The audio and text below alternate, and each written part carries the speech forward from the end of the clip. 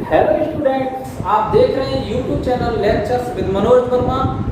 मैं मनोज वर्मा आज लेकर आया हूं आपके लिए क्लास 10 की साइंस का पार्ट फिजिक्स में हमने पिछली दो वीडियोज में दर्पण और दर्पण से संबंधित परिभाषाएं और प्रतिबिंब क्या होता है ये चीजें हमने पढ़ ली हैं। आज हम जो है आगे के टॉपिक को कवर करेंगे। हम आज जो है टॉपिक अपना जो पहला टॉपिक शुरू करेंगे वो शुरू करेंगे दर्पण की फोकस दूरी तथा वक्रता त्रिज्या में संबंध, और दूसरा हमारा जो टॉपिक होगा वो होगा अवतल दर्पण द्वारा प्रतिबिंबों का बनना। यानी अवतल दर्पण द्वारा हम प्रतिबिंबों को कैसे बनाएंगे, वस्तु की पोजीशनों को चेंज करेंगे और हमारे प्रतिबिंब की पोजीशन उसी हिसाब से चेंज होगी। तो शुरू करते हैं आज की वीडियो के। पहला टॉपिक है दर्पण की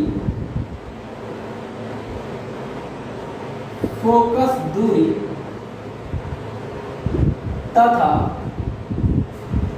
वक्रता त्रिज्या। फोकस दूरी को F से डिनोट करेंगे और वक्रता त्रिज्या रेडियस ऑफ कर्वेचर को कैपिटल R से डिनोट करेंगे में संबंध।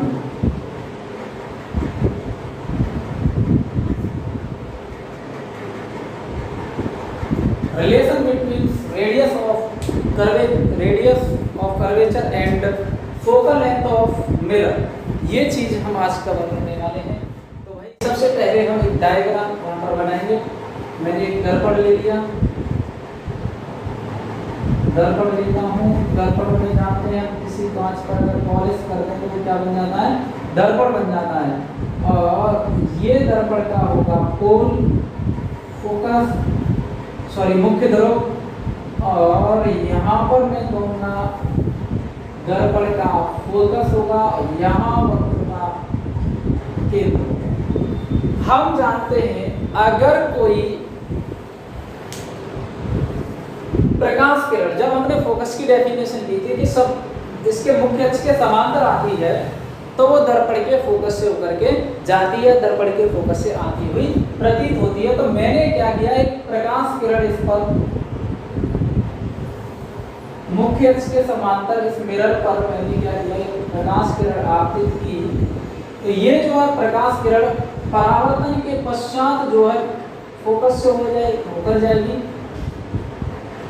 और अब मैंने क्या किया, मैंने इस पर एक लंब डाल दिया। ये जो लंब है, ये लंब जो है इसके वक्रता केंद्र C से होकर जाएगा।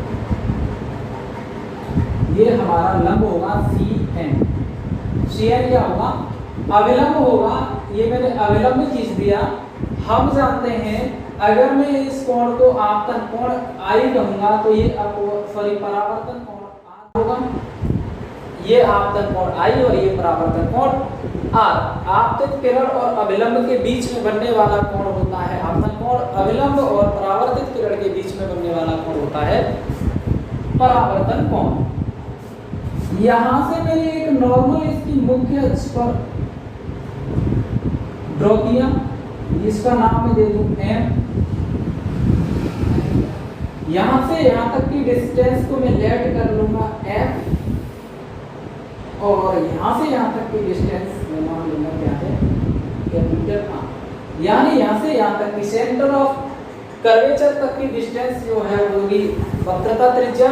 यानी ध्रुव से वक्रता केंद्र के बीच की दूरी वक्रता त्रिज्या, और ध्रुव से फोकस के बीच की दूरी फोकस दूरी कहलाएगी हमारी।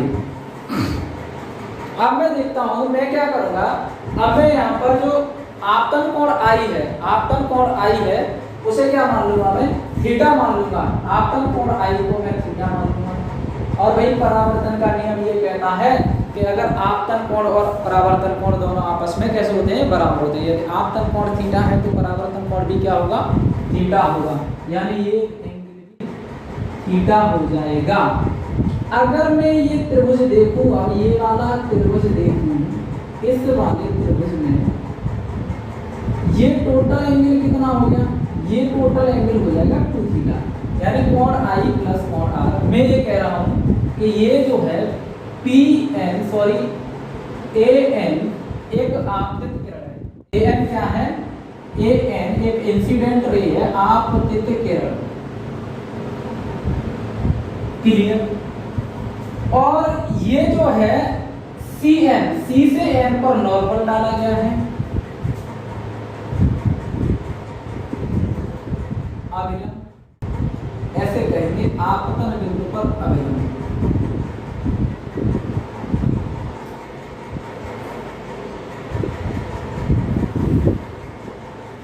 और हमारा जो है ये जो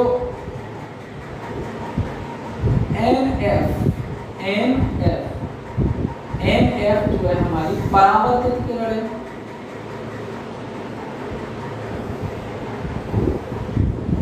परावर्तित किरण।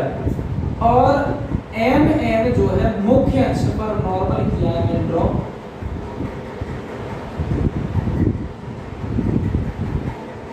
ये इस चित्र से संबंधित कुछ खूबसूरत बातें होंगी। AN आपतित किरण है, NF जो है परावर्तित किरण है, CN इस आपतन बिंदु जो N है इस पर डाला गया अविलंब है, और मुख्य अक्ष पर N से डाला गया अविलंब NM है। P दर्पण का ध्रुव है। ये भी बता देते हैं कि P क्या है, दर्पण का ध्रुव। कोण I आपतन कोण है, कोण I आपतन कोण, और कोण R जो है परावर्तन कोण।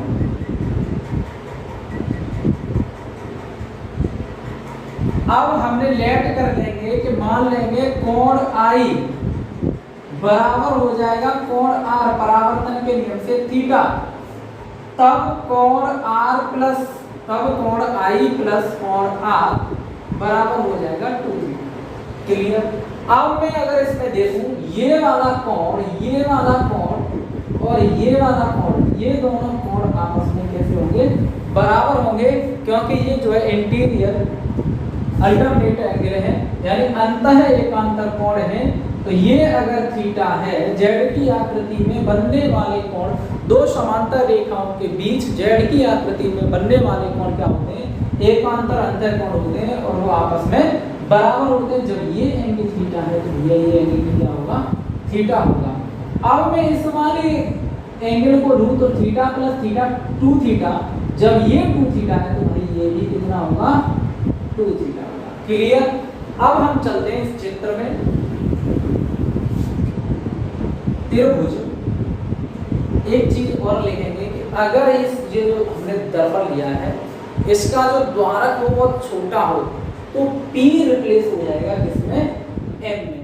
या लिख देता हूं मैं, यदि दर्पण का द्वारक छोटा हो तब P बराबर क्या हो जाएगा, M।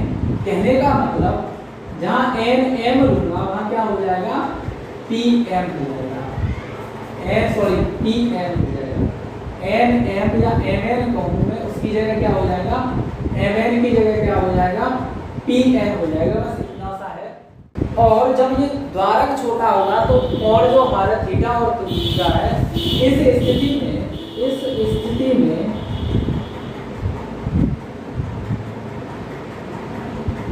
कोण थीटा एवं 2 थीटा भी छोटे, कैसे होंगे भाई, छोटे होंगे, तब हम थीटा बराबर tan थीटा ले सकते हैं और 2 थीटा बराबर tan 2 थीटा ले सकते हैं। अब आते हैं हम अपने टॉपिक की तरफ। टॉपिक तो चल ही रहा है, चित्र की तरफ चलेंगे। चित्र में त्रिभुज, कौन सा त्रिभुज ले लो भाई, मैं ले रहा हूं CMN। कौन सा ले रहा हूं, CMN। त्रिभुज CMN में tan थीटा बराबर मैं लिख सकता हूं थीटा, क्या मैंने मान लिया है जब द्वारक छोटा होगा तो कोण भी क्या होंगे, छोटे होंगे। तो मैं थीटा को tan थीटा यानी tan थीटा बराबर थीटा बराबर टेन थीटा बराबर क्या होता है हमारा, लंब बट्टे आधार। अब देखो लंब क्या है यहाँ पर, एम एन लंब है और आधार क्या होगा, ये एम सी जो है आधार हो जाएगा। लेकिन मैंने एक चीज लिख ली है, जब द्वारा छूटा हुआ तो एम एन को मैं क्या लिखूंगा, पी एन लिखूंगा। तो यहाँ से टेन थीटा बराबर हो जाएगा P N upon P C, क्योंकि एम रिप्लेस हो गया है किसमें, पी में। अच्छा एक बार वही लिख लेते हैं हम कि M N upon M C बराबर में लिख दूंगा P N upon P C, क्योंकि पी रिप्लेस हो गया है इसमें एन। क्लियर, इसे ले लेंगे हम समीकरण नंबर 1। अब हम देखेंगे अगेन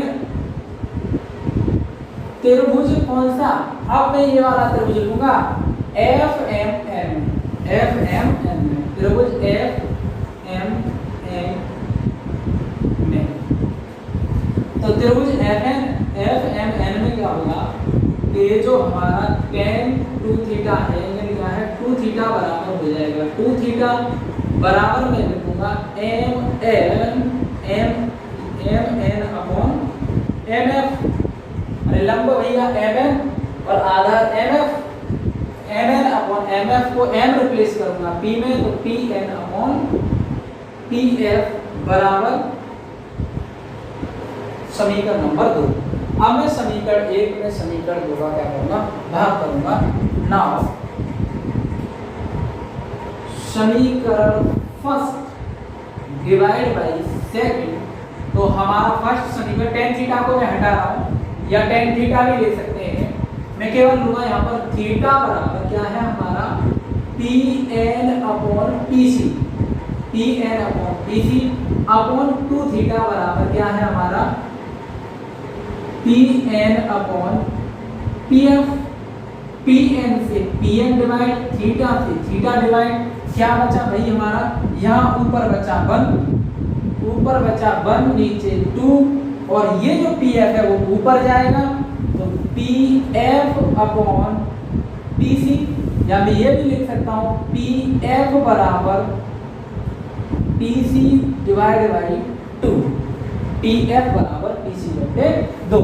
अब देखेंगे भाई पी एफ क्या है यहाँ पर एफ, बट पी एफ बराबर, ये लेट भी कर सकते हैं एफ, और पी सी बराबर आर, पी सी बराबर क्या है आर। अगर मैं यहाँ पर चिन्ह परिपाटी को बाद में समझ जाऊंगा, अगर चिन्ह परिपाटी में लगाऊंगा तो ये माइनस एफ और ये माइनस आर लगाऊंगा, तो चिन्ह परिपाटी यानी ये हो जाएगा पी एफ की जगह मैं रखूंगा माइनस एफ, पी सी बराबर रखूंगा माइनस आर बाई 2, एफ बराबर आर बाई 2, दर्पण की फोकस दूरी वक्रता त्रिज्या की आधी होती है, फोकस दूरी बराबर वक्रता त्रिज्या बटे 2, ये भी लिख सकते हो।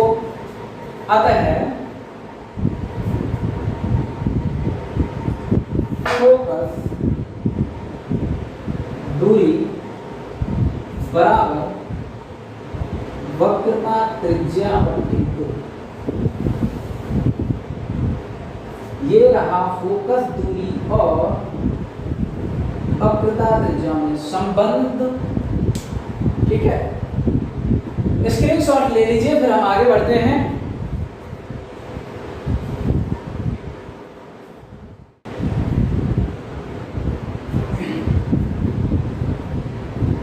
अब हम बात करेंगे अवतल दर्पण द्वारा प्रतिबिंबों का बनना। तो भाई इसकी है पूरी की पूरी 6 कंडीशन।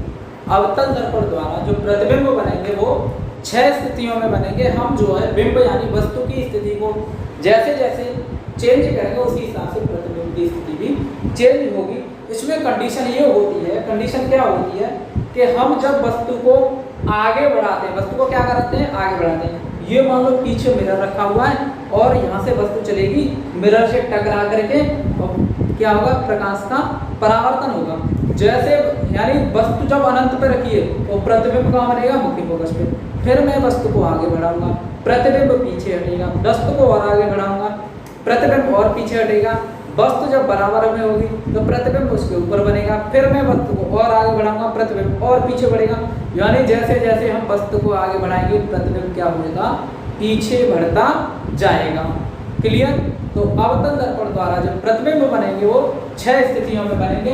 पहली स्थिति की हम बात करते हैं। पहली स्थिति ये है कि अवतल दर्पण द्वारा जो प्रतिबिंब बनेंगे वो बिंब की स्थिति पर क्या करेंगे, डिपेंड करेंगे। पहली स्थिति जब वस्तु बिंब, वस्तु मतलब बिंब, चाहे बिंब कह लो चाहे वस्तु कह लो, बड़ा अजीब सा नाम लगता है बिंब।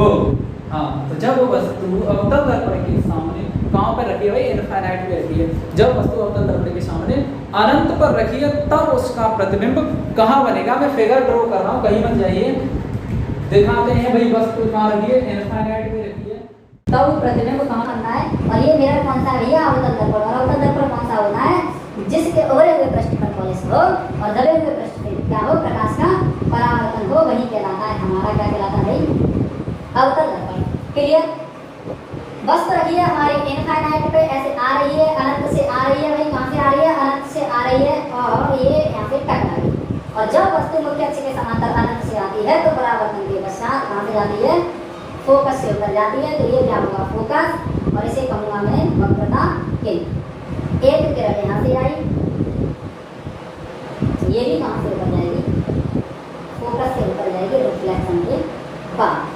तो यहाँ पर यानी वस्तु जब अनंत से आएगी, वस्तु कहाँ से आएगी, अनंत से आएगी, तो उसकी जो इमेज ड्रॉ होगी, यानी ये दोनों जो रेज यहाँ पर एक दूसरे को इंटरसेक्ट करेंगे, ये दोनों किरणें यहाँ एक दूसरे को काटेंगी, वहीं क्या बन जाएगी, इमेज बन जाएगी। भाई वस्तु कैसी रही होगी, वस्तु बहुत सारी बड़ी रही होगी। वस्तु कैसी रही होगी, बहुत बड़ी रही होगी। इस तरह की कोई वस्तु रही होगी जो इनफाइनाइट पे रखी है, और वहाँ से जो लाइट आई मिरर से टकराई, और टकराने के बाद उसकी इमेज कहाँ बन गई, फोकस पर। यानी दोनों किरणें जहाँ काट रही है वहीं क्या बन जाएगा, प्रतिबिंब बन जाएगा। तो भाई जब वस्तु अनंत पर रखी है तो प्रतिबिंब की स्थिति क्या है हमारी, प्रतिबिंब कहाँ पर बन रहा है, मुख्य फोकस पे बन रहा है। तो पॉइंट ए में लिखेंगे प्रतिबिंब की स्थिति।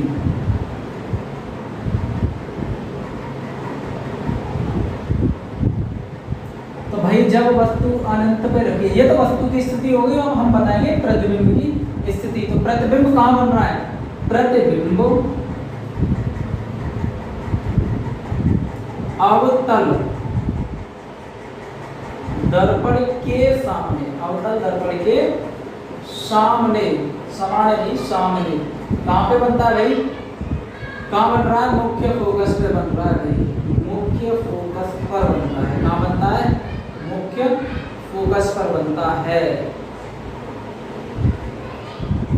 बी पार्ट में प्रतिबिंब का आकार बता दीजिए भाई, कैसा दिखाई दे रहा है प्रतिबिंब, तुमको बता देंगे आप लोग। यहाँ पर प्रतिबिंब जो है वस्तु कैसी है, बहुत बड़ी, प्रतिबिंब कैसा है, पॉइंट के आकार का बन रहा है। प्रतिबिंब कैसा बनता है, पॉइंट के आकार का। प्रतिबिंब का आकार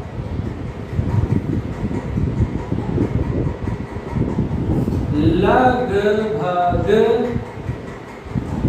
बिंदु के आकार का,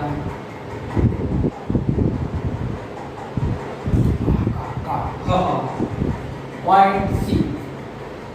भैया नेचर पूछ रहे हैं, अब पूछेंगे क्या नेचर, प्रकृति कैसी होती है भाई, हमारा स्वभाव कैसा है, एग्रेसिव है, शांत स्वभाव है भाई, कैसा स्वभाव है, शांत स्वभाव है, शांति स्वभाव रखेंगे। तो इसका स्वभाव कैसा होगा, जो प्रतिबिंब बनेगा, प्रतिबिंब की प्रकृति। तो भैया अवतल दर्पण द्वारा बने प्रतिबिंबों की जो प्रकृति होती है 5 कंडीशन में, कितनी कंडीशन में, 5 कंडीशन में एक जैसी होती है। प्रतिबिंब हमेशा प्रकृति से मतलब ये पूछ लेंगे कैसा बन रहा है, उस उल्टा बन रहा है, सीधा बन रहा है, आभासी बन रहा है या वास्तविक बन रहा है। एक चीज ध्यान रखने की है कि अवतल दर्पण द्वारा, अवतल दर्पण द्वारा प्रतिबिंब हमेशा 5 कंडीशनों में वास्तविक बनेगा और उल्टा बनेगा। जो प्रतिबिंब उल्टा होगा वो वास्तविक होगा, जो उल्टा होगा वो वास्तविक होगा, और जो वास्तविक होगा वो उल्टा होगा। ठीक है ना। अवतल दर्पण द्वारा 5 कंडीशनों में प्रतिबिंब की जो प्रकृति हो जाएगी वो कैसी होगी, वास्तविक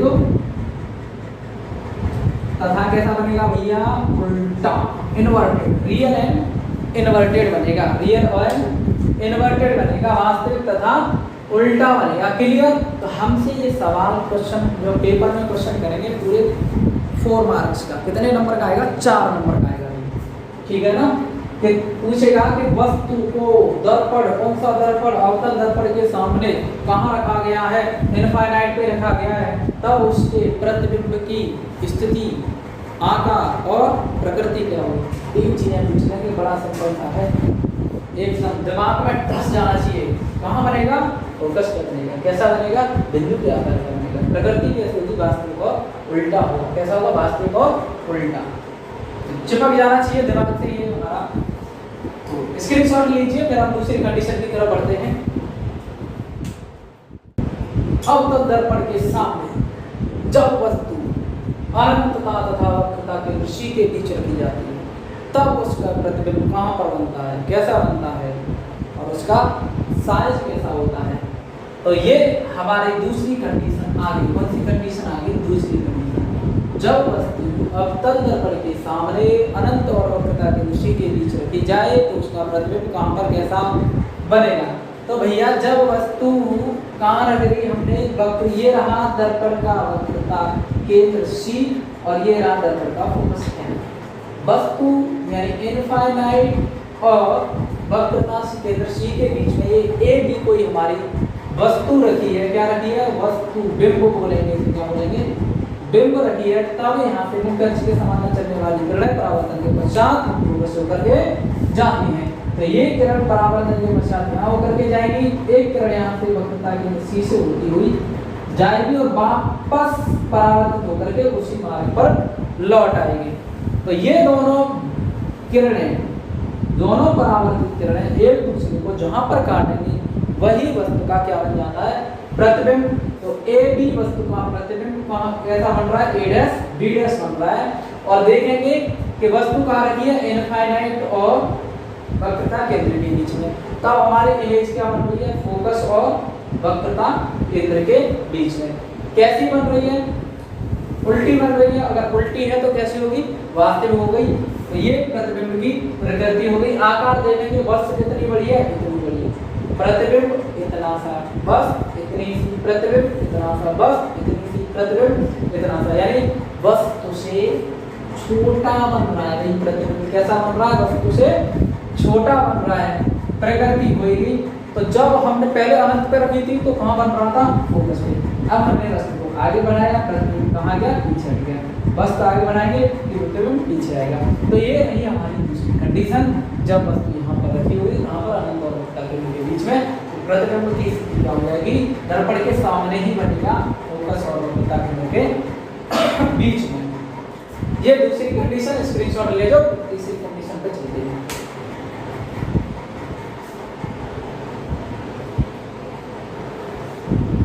तीसरी कंडीशन में हमने वस्तु को और आगे बढ़ाया। तीसरी कंडीशन में अब वस्तु हमने कहाँ रख दी, अवतल दर्पण के सामने वक्रता केंद्र C पर रख दी। तब जो है हमारे प्रतिबिंब की स्थिति क्या हो जाएगी, प्रतिबिंब देखो हमने वस्तु रखी है C पर, यानी A भी हमारी कोई वस्तु है, A भी हमारी कोई वस्तु है। और ये जो है इसकी जो दर्पण से परावर्तन के बाद ये किरण ऐसे ही यहाँ से निकली, ये किरण परावर्तन के बाद ऐसे ही, यानी दोनों परावर्तित किरणें कहाँ पर काटनी है, यहाँ पे काटनी है। यही बन जाएगा इस वस्तु ए बी का प्रतिबिंब ए डैश बी डैश। तो वस्तु कहाँ रखी है, C पर, प्रतिबिंब कहाँ बन रहा है, C पर। तो जब वस्तु अवतल दर्पण के सामने वक्रता केंद्र C पर रखी होती है तो उसका प्रतिबिंब भी दर्पण के सामने वक्रता केंद्र C पर ही बनता है। आकार आप देख रहे हैं, वस्तु कितनी बड़ी है, इतनी, प्रतिबिंब कितना बड़ा है, उतना ही बड़ा है। यानी प्रतिबिंब जो है समान आकार का बनता है, यानी वस्तु का आकार और प्रतिबिंब का आकार दोनों का कैसा होगा, बराबर होगा, दोनों बराबर आकार के होंगे। और वही प्रकृति वही नहीं है, वही चीज नहीं होगी, वास्तविकता उल्टा। तो ये तीसरी कंडीशन। अब चौथी कंडीशन की तरफ चलते हैं।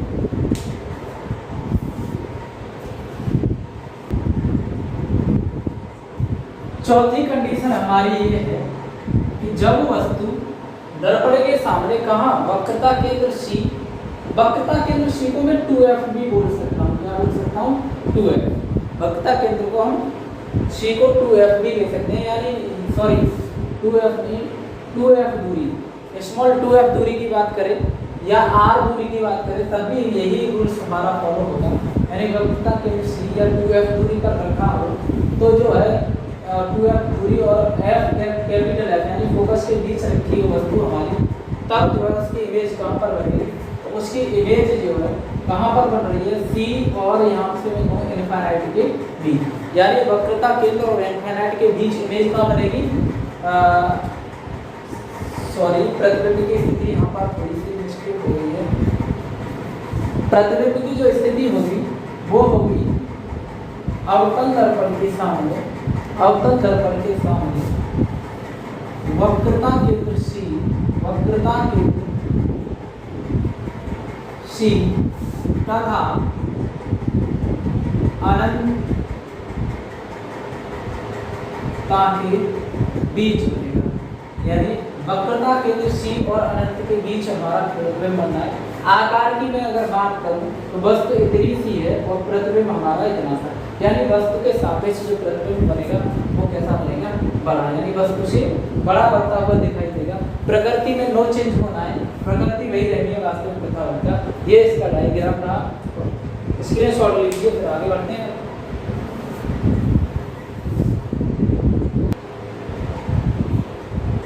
पांचवी कंडीशन अब हमारी ये है कि जब वस्तु को मैं अवतल दर्पण के सामने कहाँ रखूंगा, मुख्य फोकस पर रखूंगा, तो उसकी इमेजेस मुझे साफ दिखाई दे रही है। कहाँ पर बन रही है, इनफाइनाइट पे जाके बन रही है, यानी वस्तु की सॉरी प्रतिबिंब की जो स्थिति होगी क्या होगी, वो अनंतता पर, यानी प्रतिबिंब जो है अवतल दर्पण के सामने इनफाइनाइट पे जाके बनेगा। उसका जो आकार होगा वस्तु को जिसमें प्रतिबिंब इतना सा, यानी वस्तु से बहुत बड़ा होगा। अगर वही प्रकृति की बात करेंगे तो हमारी वही है।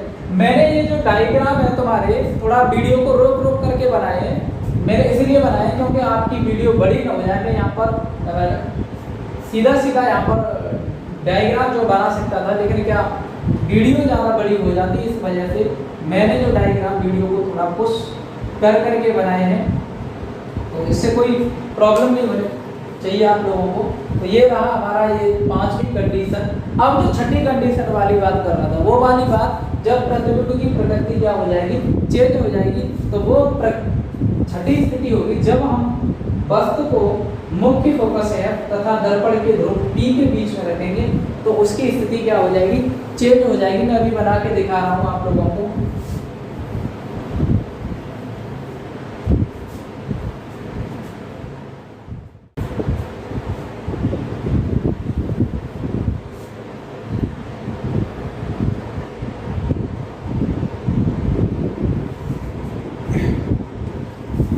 अब हमारी जो वस्तु है वो अवतल दर्पण के सामने ध्रुव और F के बीच, यानी मुख्य फोकस के बीच रखी है। तब उसकी जो इमेजेस बनेगी, उसकी जो इमेज बनेगी, यानी मान लो ये वस्तु रखी हुई है, तब उसकी जो इमेज बनेगी वो कुछ इस तरह से बनेगी।